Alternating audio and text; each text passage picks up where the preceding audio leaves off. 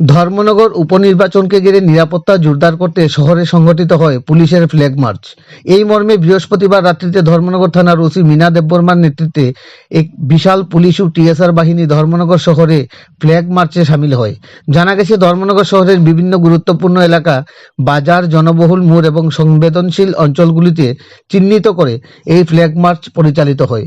পুলিশের এই শক্তি প্রদর্শনের মূল উদ্দেশ্য ছিল সাধারণ মানুষের মধ্যে নিরাপত্তার বার্তা পৌঁছে দেওয়া এবং নির্বাচনের পূর্বে যে কোনো ধরনের অপ্রীতিকর পরিস্থিতি প্রতিরোধ করা।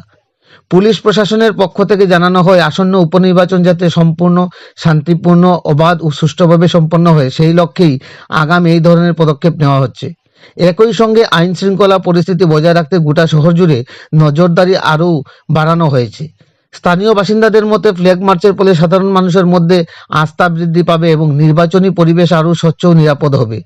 প্রশাসন সূত্রে আরও জানা যায়, নির্বাচন যত এগিয়ে আসবে ততই বিভিন্ন এলাকায় নজরদারি ও টহলদারির ব্যবস্থা বাড়ানো হবে, যাতে কোনোভাবেই শান্তি শৃঙ্খলা বিঘ্নিত না হয়।